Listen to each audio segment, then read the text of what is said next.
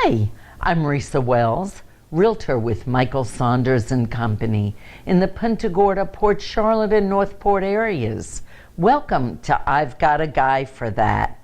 Today joining me is Suzanne Morris with Integrity Insurance to help us get prepared for hurricane season.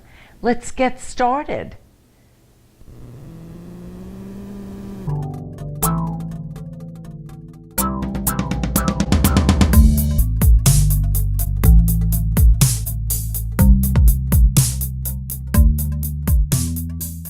Hello, welcome back. Joining me today is Suzanne Morris with Integrity Insurance.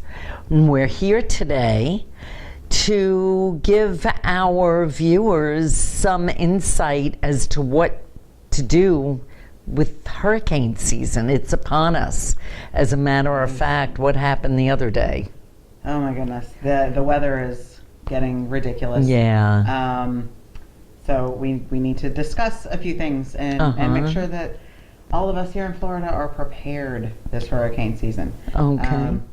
Seems like it's going to be an active one. I know. I'm afraid of that. But we're not going to think about that, but we are going to get prepared. Right? So, Suzanne, what should I and my customers and those viewers out there that are listening to us, what do they need to do regarding their insurance policies to prepare for this season? Well, what you want to do, first of all, is hurricane season starts June 1st, ends end of November.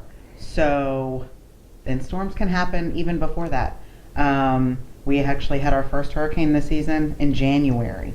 That was weird. First name storm was in January. So, I would suggest get with your insurance agent a couple of months prior to the start of hurricane season. Just do a thorough review of your policy, your homeowner's policy. Go through your coverages. Just make sure that your dwelling coverage is up to date.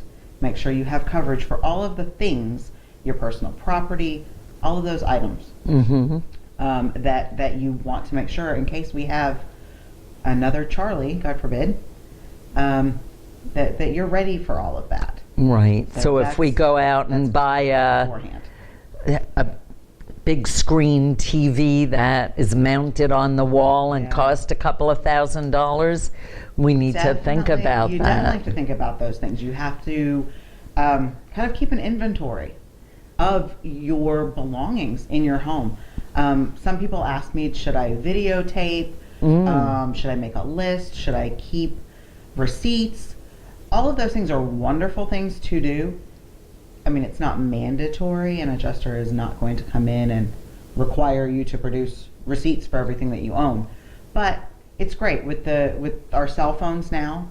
Every so often, take a little video of your home, because if anything happens, even if there was a break-in, you could show the police, look, this is what I had, and now it's gone. That's true. So it's a good thing to do. Most definitely. When we were robbed when you were just a teenager, I actually did have to, went through all my photographs and found pictures, believe it or not, of the rings and my necklaces and things that had been stolen. Not that I got it back, but they did base a lot of the insurance, the rebate or whatever you call it, because there are specific limits, replacement value or what. Exactly. Well, so what can I do other than that to make sure that my home is secure in the event of a hurricane? There's several things you can do. First of all, make certain that if you have shutters on your home, or if you just have plywood that you put up, that you have those materials in a place that's easily accessible, not in your garage blocked by everything. Make sure you can get to it fairly quickly so that you can prepare the outside of your home. Make sure your windows are boarded up. The tape across the windows does not work. Don't do that. Put up some plywood. Make sure your garage door is braced. It is typically the most vulnerable spot. Newer construction homes have them automatically braced, but that's something to prepare for. If your car is parked in the driveway, park it in the garage if you can. Okay. All of those things. Make sure you have a hurricane kit available. Hurricane kits are, I would suggest getting one of those big Rubbermaid totes, filling it with batteries, flashlights, non-perishable foods. If you have animals, remember that you have animals. Put cat and dog food in there. If you have babies, put diapers in there. All of these things, lots of water. All of these things people don't think about until something occurs and you don't have it. You know what we didn't think about in my home? What? We don't have a manual can opener. Very true. Isn't that, Very true. that as you were talking about that, And- I'm just thinking, what Yes. do I need to go get? Exactly. That's important. Exactly. And phone chargers. The battery operated kind, or because obviously you can't plug anything into an outlet. Make sure you have lots of propane if you have a grill. You can cook outside if you Yes, need you to. can. Prepare for at least 3 days if there's a major storm. Prepare for at least 3 days of eating and drinking and flushing toilets and all of those things that people just don't always think about. At what point in time do you do this preparation? And I know you're supposed to have all of these things in your home, Yeah. but when Wayne Salade or our friendly weatherman on whatever channel we like Right. to listen to, what does that, at one point when they tell us it's in a certain area, Right. when should we start doing everything? As early as possible. As soon as, when it becomes a hurricane, that's typically too late. When you get to the store, there may be nothing left. When there are tropical storm advisories, I would start thinking about those things. Right. And just, those of us who live here in Florida, it's going to be hurricane season every single year from June 1st to November 30th. So just be prepared. Just be prepared. And if we don't have storms, wonderful. But go through that kit and adjust it as your needs adjust. Right. Next year you may not need the diapers in there, so replace it with something else. Right, You know what I right, mean? right. Non-perishable food, it's called that for a reason, but some of us are crazy about expiration dates, so update things. Right, right. Well, that's Yeah. that's interesting. Yeah. We don't think we've got everything stocked and not thinking about those Right. expiration dates, which we certainly don't want to get sick and be Definitely. stuck without electricity or anything like that. Definitely. What do I need to do after the storm has passed?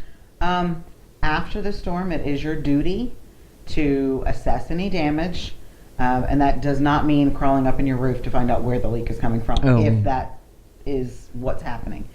But you have to try and make sure that there's no additional damage. Anything that you can do to prevent more damage from occurring, do it. If you can't stay there before you leave, make sure your water is turned off. Things like that, so that more does not occur than is necessary. And call your agent immediately. I was just going to ask you that. When do we call? Immediately.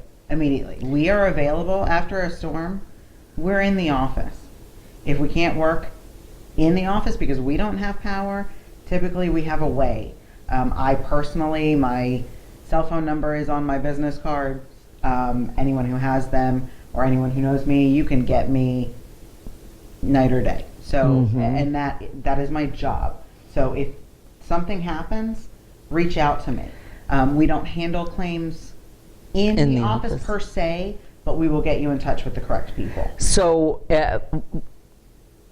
if I have my policy with you, which of course I do, and any of my customers, isn't there an 800 number or something if the storm hits us here and nobody has power? Exactly.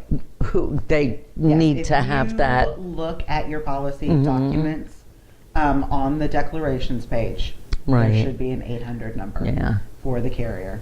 Call it, follow the prompts to the claims department. Right. They will set you up with an adjuster. And if you have problems after that fact, then call your agent. Right. And that insurance policy, if you're purchasing a home, needs to be bound before you are closing, as soon as you know everything's going through, right? Yes, absolutely, because once a storm is within so many miles of our coastline, once the Weather Service names that storm, typically, Right. our carriers begin to shut down. So we cannot bind coverage, we cannot make changes to your coverage. That's why it's so important to do all of these things ahead of time. Not only with your homeowner's insurance. People do not think about this, but your auto policy is super important as well. Make sure that you have comprehensive coverage on your autos. That is what covers weather damage. If a tree limb falls on your car and you don't have comprehensive coverage, then you have no coverage for that. Okay, that's all so informative. Thank you so much for stopping by and giving our viewers all this wonderful information. I hope we don't have to use it, and we'll be right back. Promotional consideration paid for by the following. Thank you, Suzanne Morris with Integrity Insurance, for joining me today.